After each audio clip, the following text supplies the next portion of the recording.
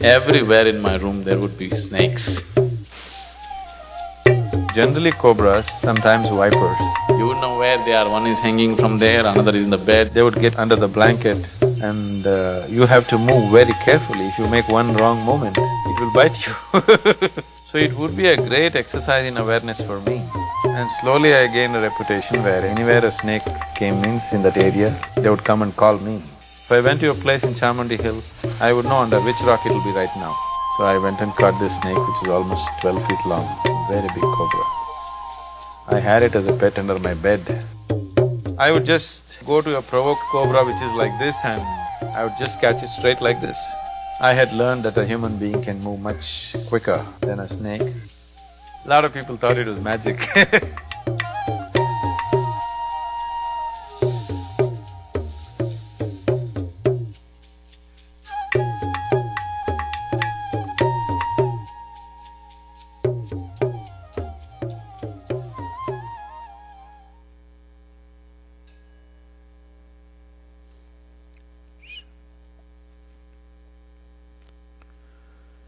Yoga Yoga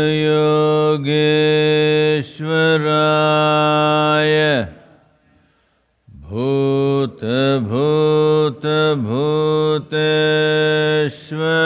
Bhuteshwaraya Kala Kala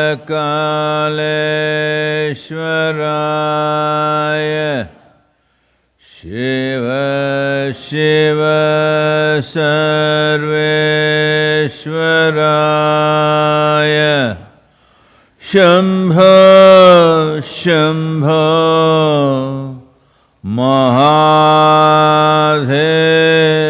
Mahadevaya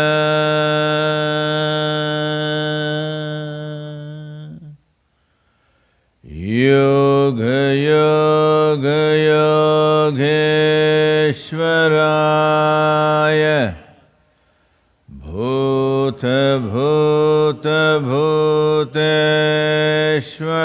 Bhuteshwaraya Kala Kala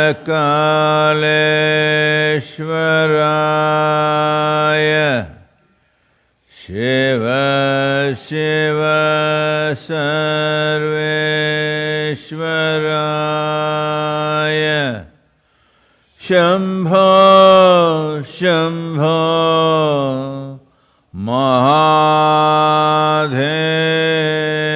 Mahadevaya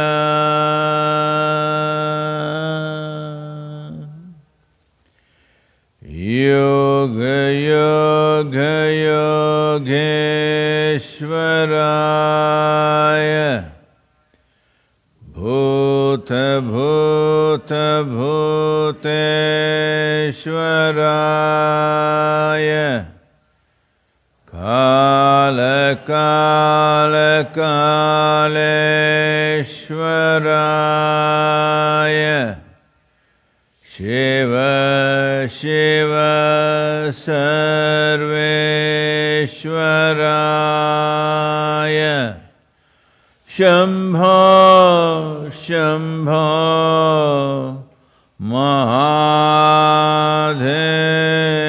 Mahadevaya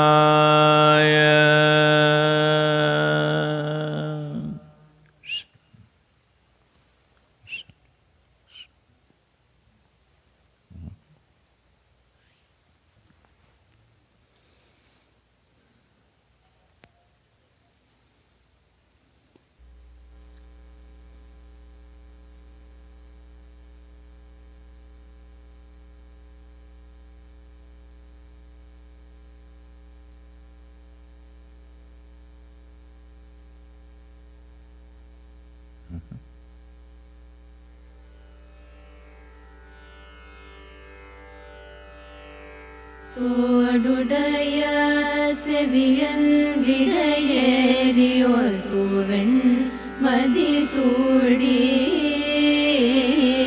தோடுடைய செவியன் விடையேறியோர் தூவெண் மதிசூடி காடுடைய சுடலை பொடி பூசியனுள்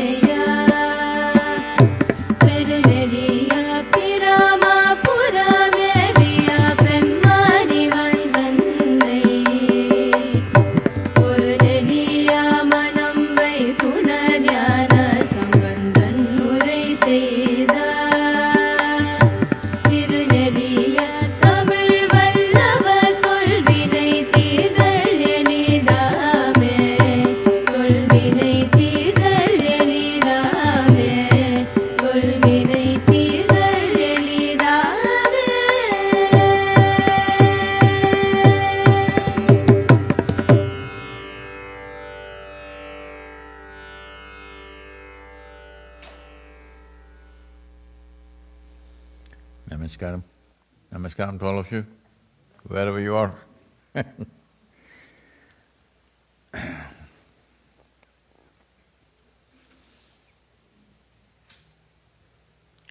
Well, right now, as you can see, the landscape here is painted in many colors. As spectacular as nature continues to be. Human beings having problems. No, I'm not talking about your election.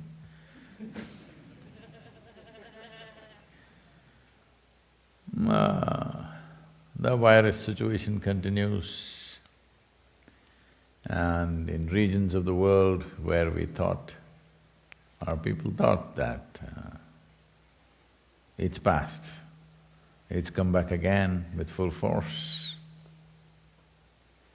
In UK, in France, Belgium, Germany, Switzerland, and many other countries.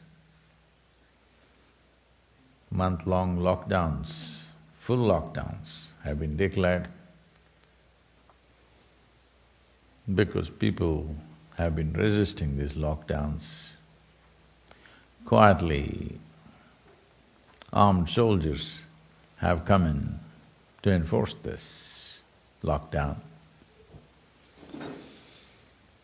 When you bring army into your own towns and cities, it means the situation is serious. So, in United States, things are not any better. In the last 24 hours, there are nearly 1,300 deaths.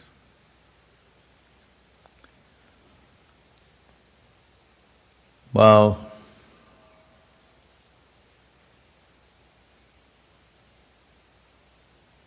I see all of you are masked, and it's wonderful, even the little children you brought them masked, wonderful. But there is a part of America which believes that this is all a hoax. Over 1 million people dead and it's still a hoax. Well, this has been the bane of humanity always, that people can fancy believing whatever they want, no matter what the reality is. Well, definitely there's another segment of population which overreacts to everything, and another segment which completely neglects everything. To get people into a balanced response, we need to build populations who are a bit conscious and able to respond consciously to challenges that are thrown to us.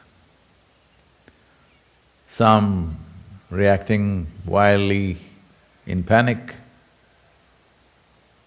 some too much bravado, they don't care.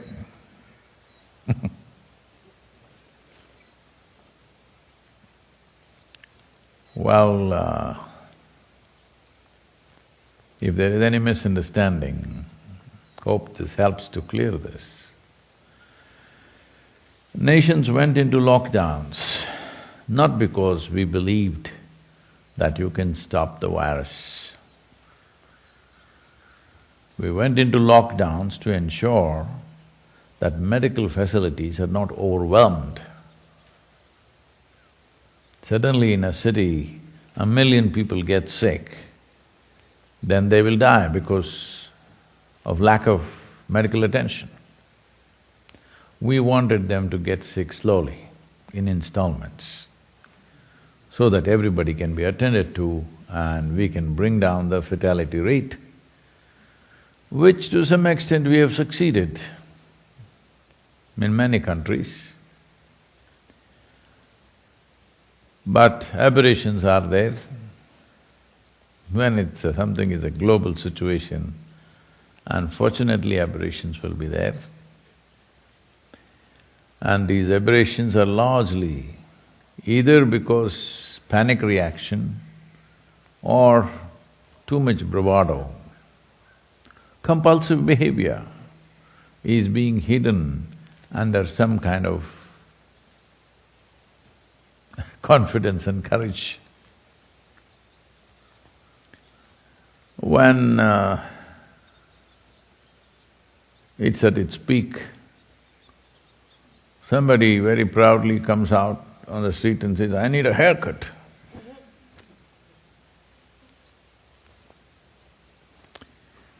Well,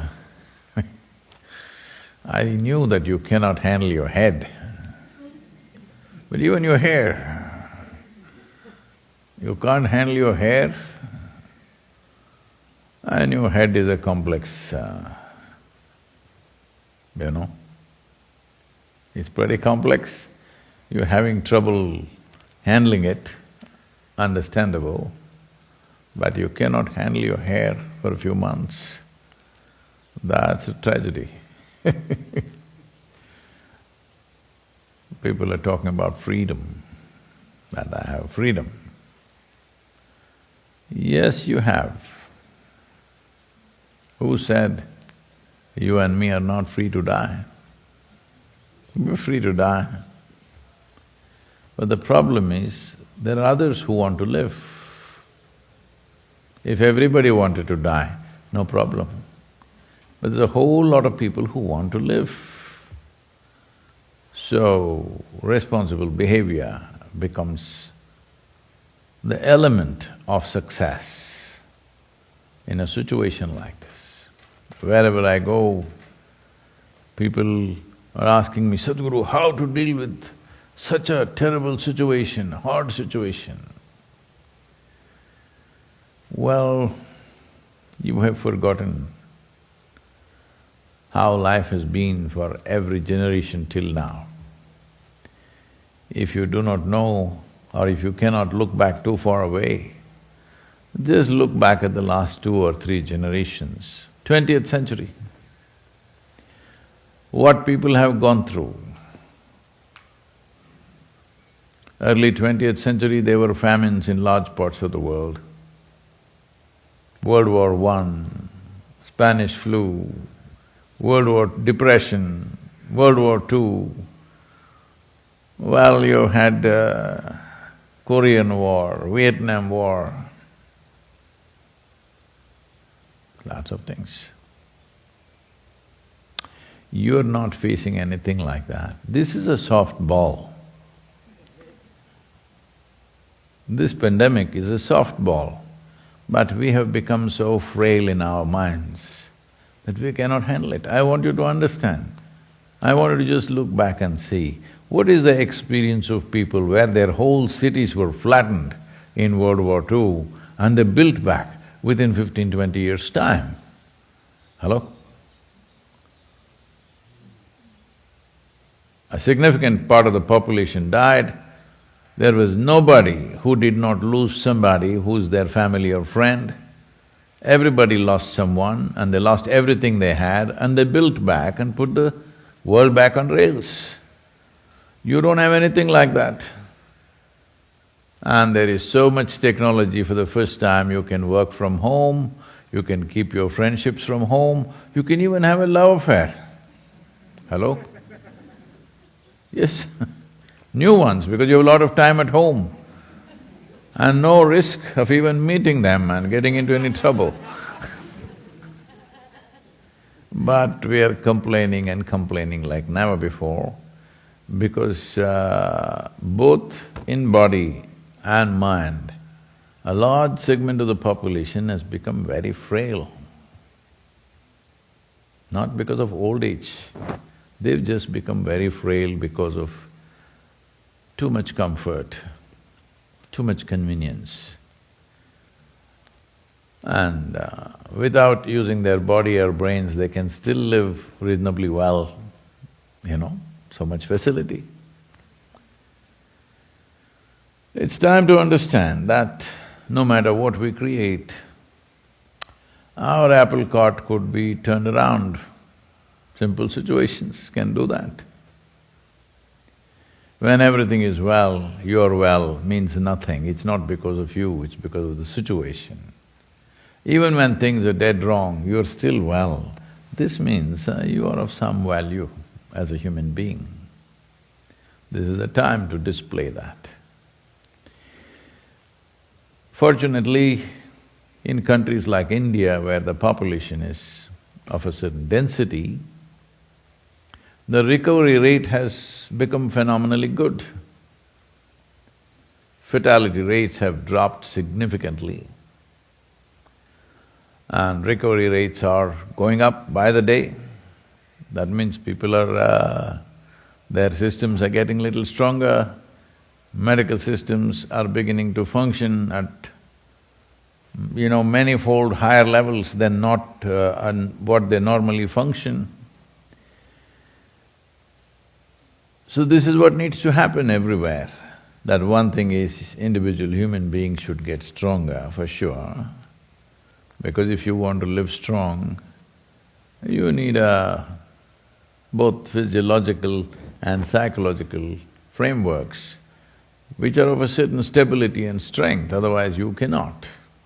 Whatever you wish to do, even if you just wish to sit and meditate, it's very important that you have a strong system, otherwise it won't let you do it. Europe, they thought they are beyond these things because they are Europeans, but it's getting them. This every population in the world needs to understand. At least virus is not racist. Whoever is negligent, it gets them. Yes, some good things I'm saying.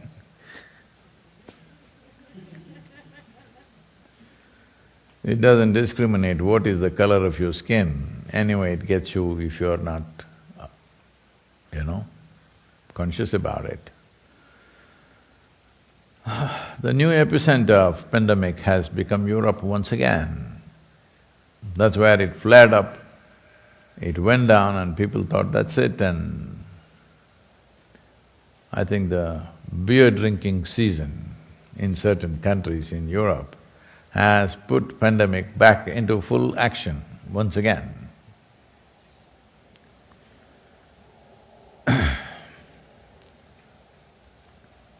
But we are not satisfied with the number of people dying because of the virus infection. We want to add, we want to do our own contributions, human beings, I'm saying. So, we're trying to kill, we're trying to shoot, we're trying to knife people, we're even beheading people, all right? We thought the age of beheading is over, but people are beheading. Why you want to separate head and body of any person, I cannot understand. But not only beheadings have happened, openly people are tweeting and talking how we should behead someone who doesn't agree with us. This used to be the way of medieval kings and tyrants, that they had a problem with working heads. If any head works clearly, they would behead him because they understood head is trouble. Working heads are trouble because they will figure out things. They will say things which are true but not convenient for you.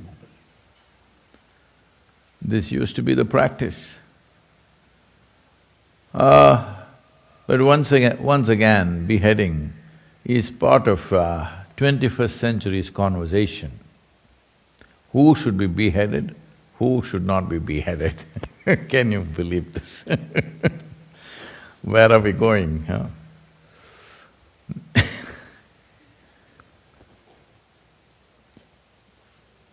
So, let me read a small poem for you. Don't be tortured, okay? I'm not beheading you, I'm only talking about it.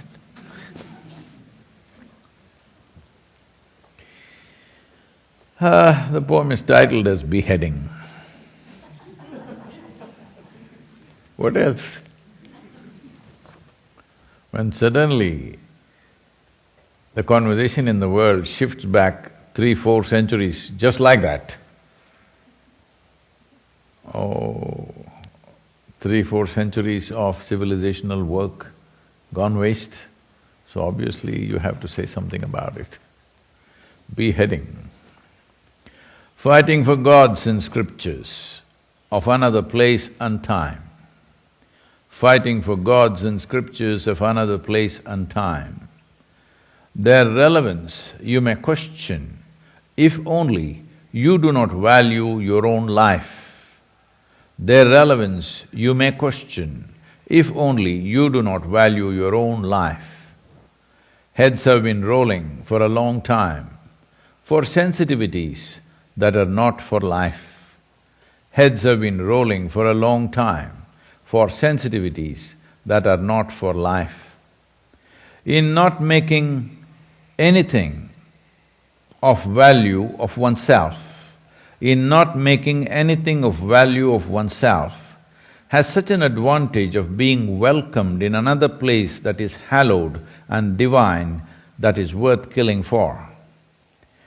In not making anything of value of oneself has such an advantage of being welcomed in another place that is hallowed and divine, that is worth killing for. Those who had nothing of much value in their heads always believed separating head from body is a solution. Those who had nothing of much value in their heads always believed separating head from body is a solution. Well,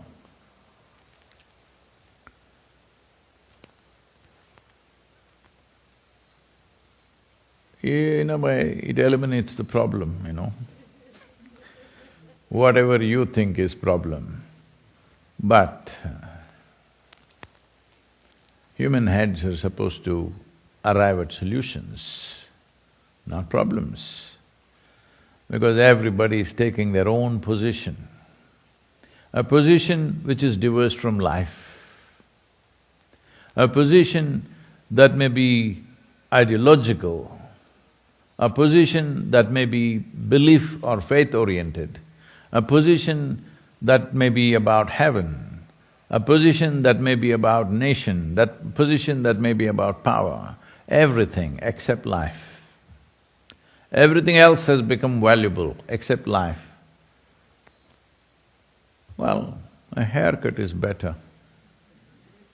I didn't like a haircut. When I was…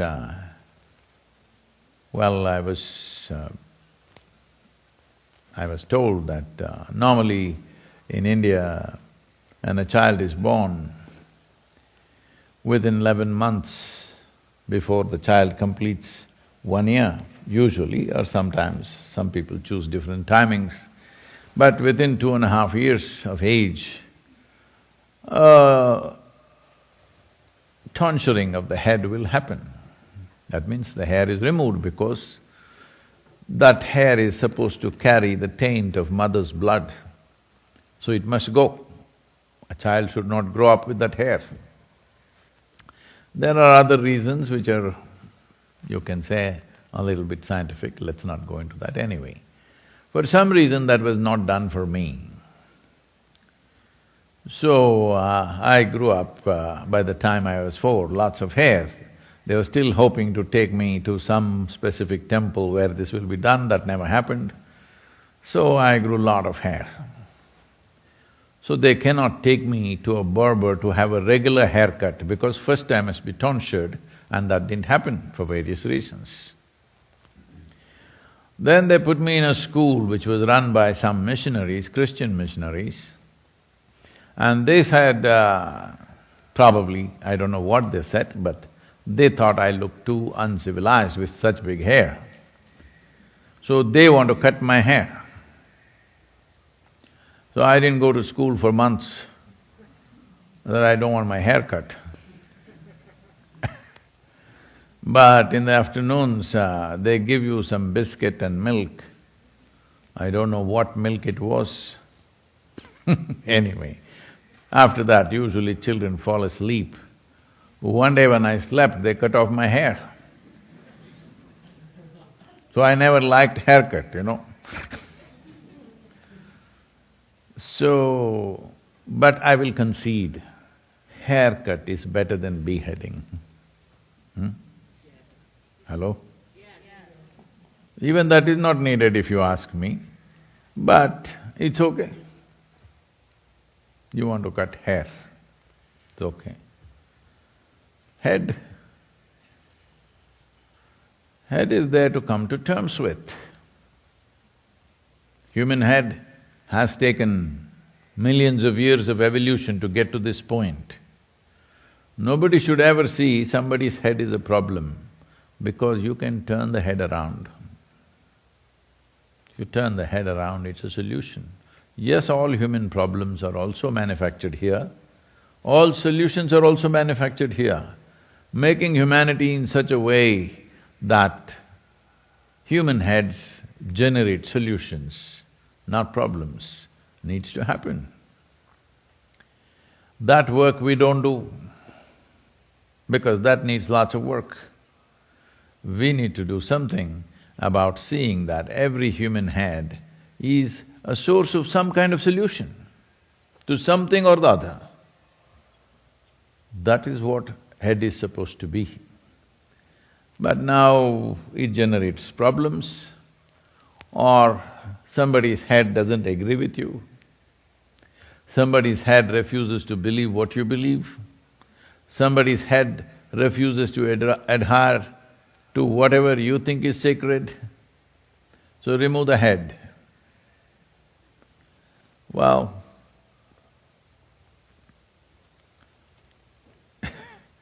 there have been many hopes of how 21st century will evolve. 2020 is definitely not showing those signs or hiding it, because one thing is, people are… not too many heads have been removed, but people are talking about it. One beheading happens, others are talking about it as if that is a solution. That is a terrible prospect, that you can even think that removing somebody's head can be some sort of a solution to the conditions in which we live right now. Well, some are removing their own heads. They're telling me the rate of suicide has picked up all over the world. Why? Because not all of them are doing this because of economic distress, as it is… some people would like to paint it. It is not true, because that is not happening in that class of society who is on the verge of starvation. It's not happening there.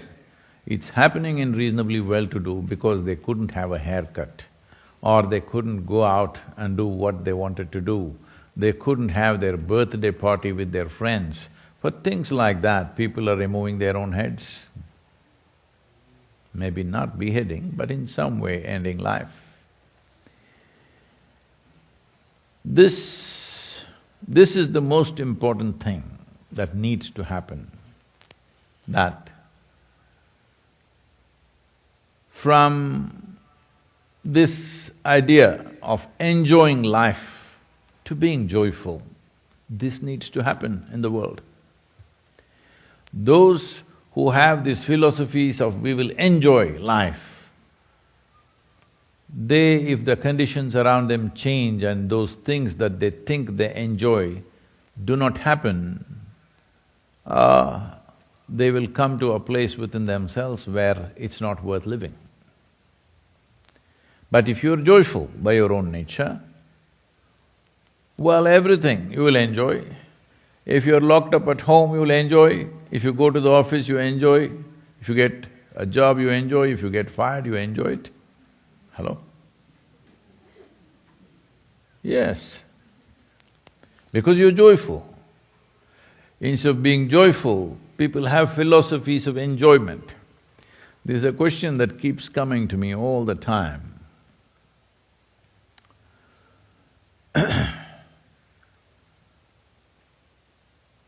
Sadhguru, you just now went on this motorcycling, what to call it, exploration, expedition, tour, whatever you want to call it, or a ride. Did you enjoy it?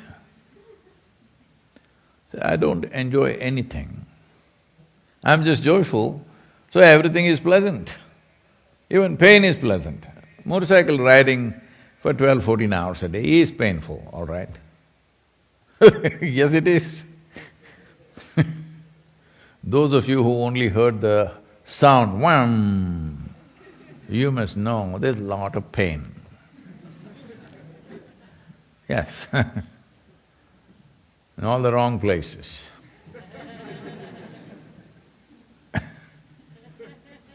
You usually use those words for other people. Somebody is a pain in the whatever.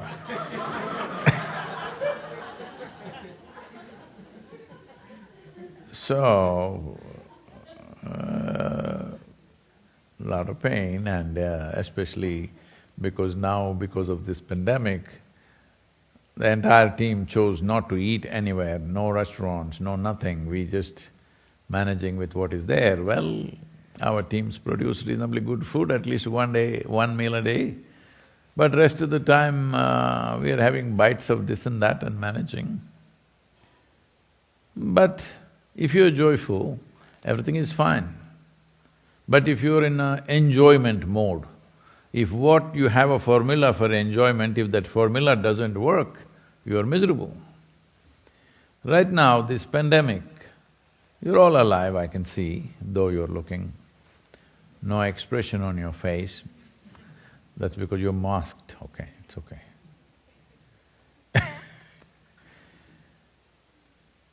You're alive. That's a good enough reason to be joyful, I think. Hello? Hello? Is that good enough reason to be joyful? But Sadhguru, do you know my problems?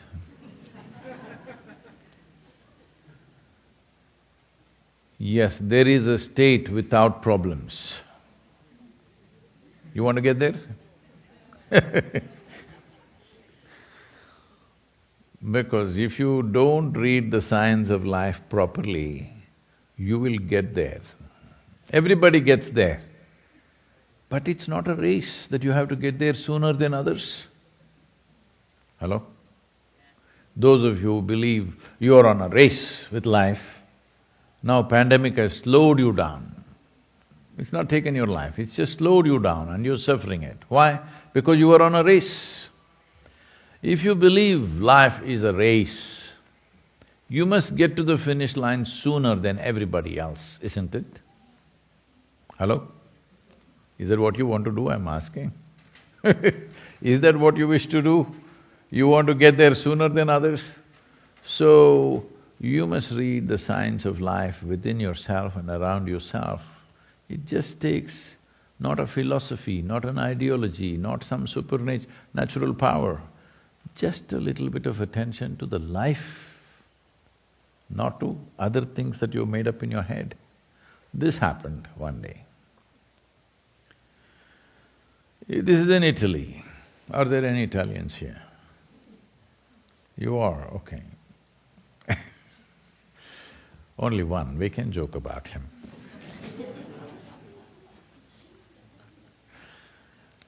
An Italian man, Italians are very proud of the automobiles they manufacture.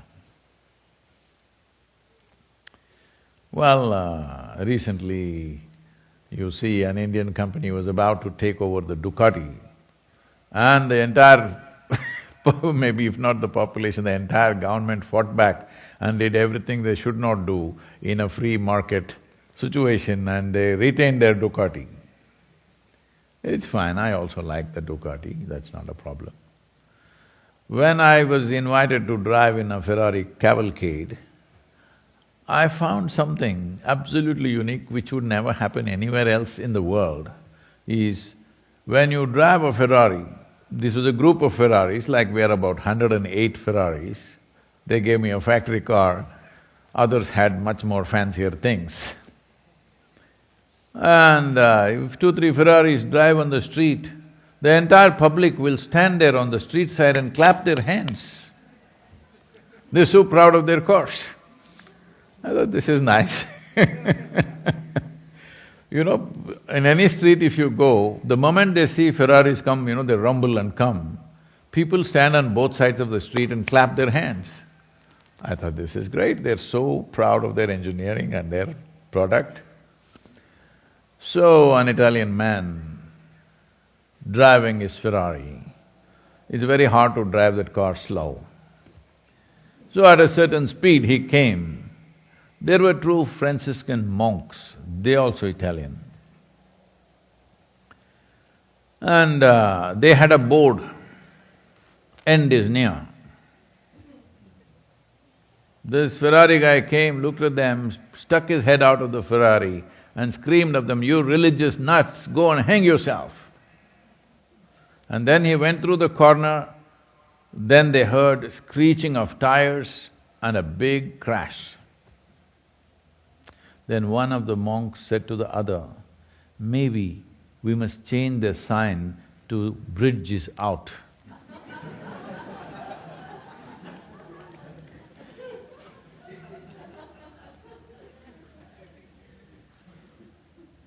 It's very important you read the signs properly. There are signs within you and around you, little attention. Doesn't take any supernatural power, just little attention. If you are not too full of yourself, you can see these things very clearly. If you're too full of yourself, you won't see it. So, as if what the virus is doing is not enough, human beings are trying to assist the virus by killings and suicides. Let's stop this.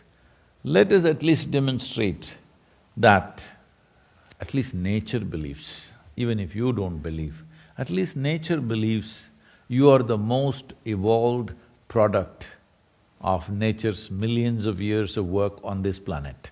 Hello? Nature believes that, right? Hello? No? As far as Mother Earth is concerned, she believes you are her finest product. If people see you, they must clap their hands like they clap hands for Ferraris. Hello? Even if you're not that fast, it's okay. But you are the finest product of this planet's billion years of work. Yes or no? Should you not display that? That you're the finest product? A certain quality must be there, it's very important. The other creatures are doing okay actually compared to us. Though their possibilities are limited, within those limitations they're doing fine. But we are not only messing up our lives, we are seriously messing up their lives. To what extent is unbelievable. When you look at the figures and statistics around, it's really unbelievable. Just for example, when the Europeans first arrived in North America, it is said just one species of birds I'm talking about, the passenger pigeons, they were supposed to be approximately 5 billion in number. But They say when people came, when the Spanish landed here, when they saw the migration from north to south that these birds would take, they say it would be a mile wide and it would pass the entire day like a cloud, full day. That's how large the flocks used to be. But as the forests were cut down, their nesting places went away, and then people started shooting them down and trapping them in millions. One single man, are there Michigan people? Oh, you're here. One single man from Michigan put 5 million birds in the market in about a year or so. One guy. You know that guy, you're masked, so I'm scared. These days, we don't know who is the bank robber, you know.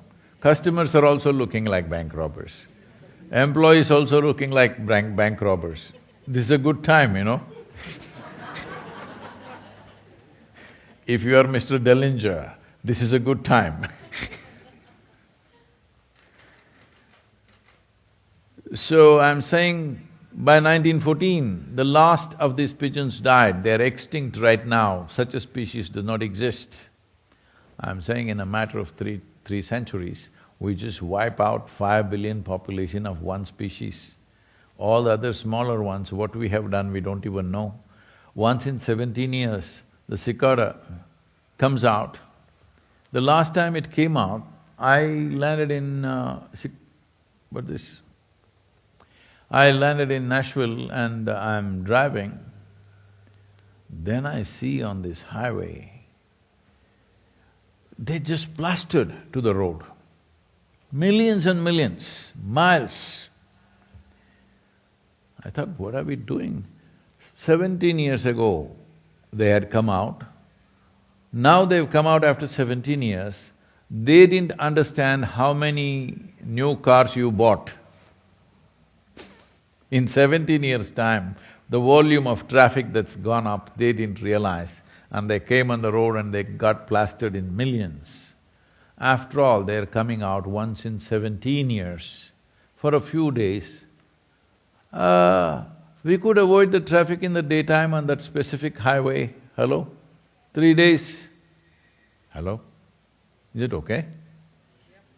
I'm saying we need to become little more sensitive to life.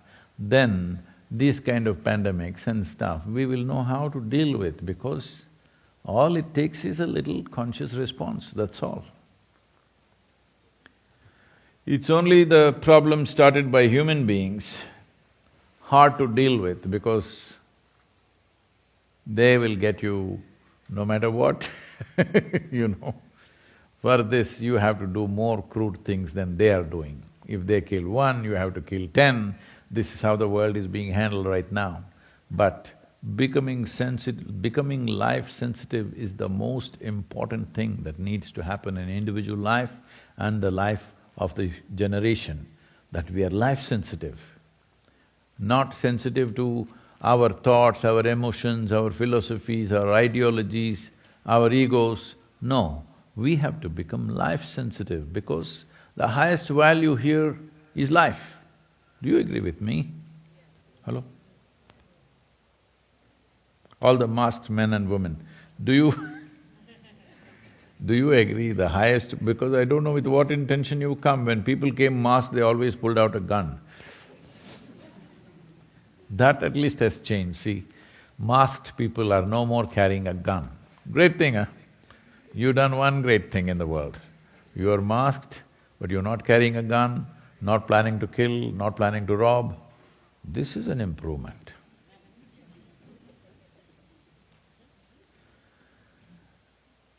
Bringing a certain amount of sensitivity to life is very important.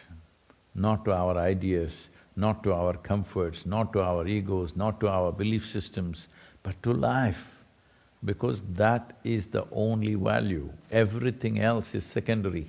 Only because you're alive, everything else matters. If you forget that, we will lose this. There are questions, please?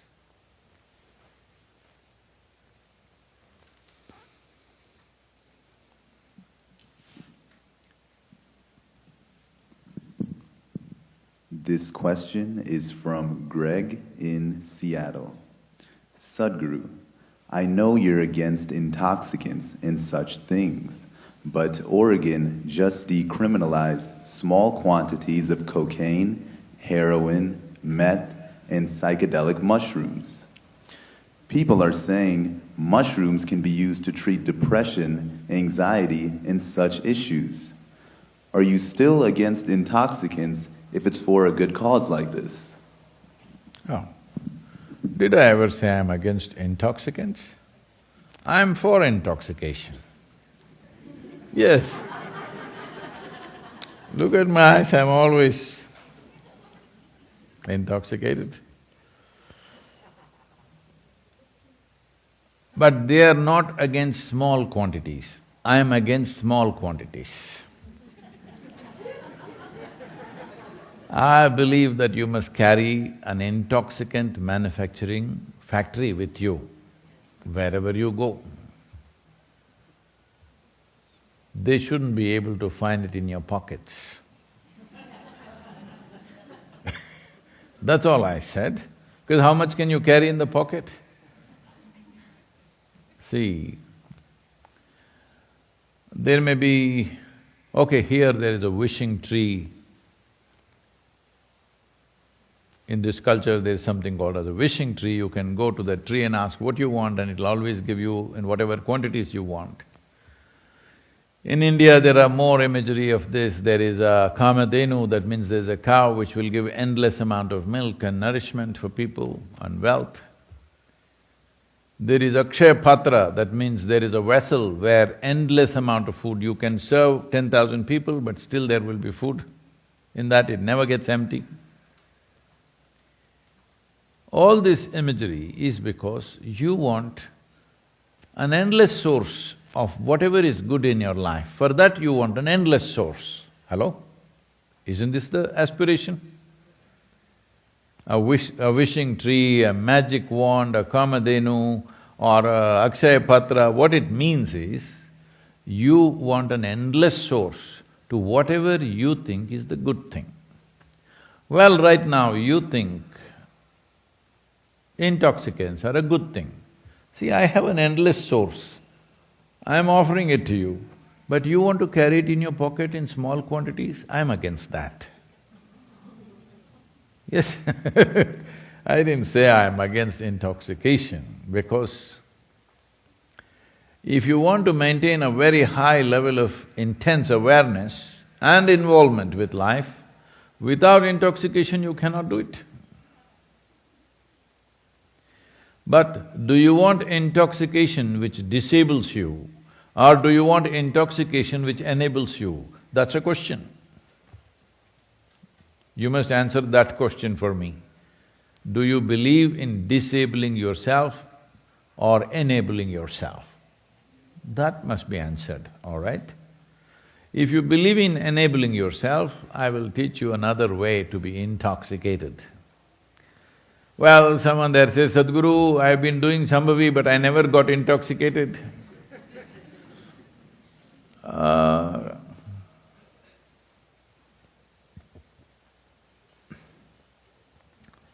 There are certain aspects to life. That is, a certain dimension of life opens up to you only when you pay a certain level of attention and do what is needed. An endless source of what you think is good will happen to you if you want… if you think joy is a good thing. Where do you think endless source is? In the food that you eat, in the beer that you drink, in whatever else that you do in your life? Endless source. Endless source can only happen from within, isn't it? About making all these things legal, well, there are people and forces which will benefit heavily from this are involved in this process. And it could be controversial, but it is true that a whole lot of people are willing to… I know a lot of people that have been… young people who have been brought to me by their parents, only when they were threatened with imprisonment did they go for rehab, otherwise they will not go. When the option is either prison or rehabilitation, they chose rehabilitation instead of prison. Well, it is not in my consciousness to have any human being locked up for anything, for that matter. But at the same time, declaring those chemicals which disable human beings as legal itself is a crime, if you ask me. If you don't understand what I'm saying, you must look back. Right now, everybody is watching China or the rise of China with great interest and trepidation, depending upon who you are. But in early 20th century, they say nearly 70% of the Chinese population was addicted to opium, which is encouraged by various forces. If you do not know this, the British fought 3 opium wars with China, wanting rights to distribute opium. I know many families in India who were used as the trading routes from Afghanistan and Pakistan, where this was grown, to China.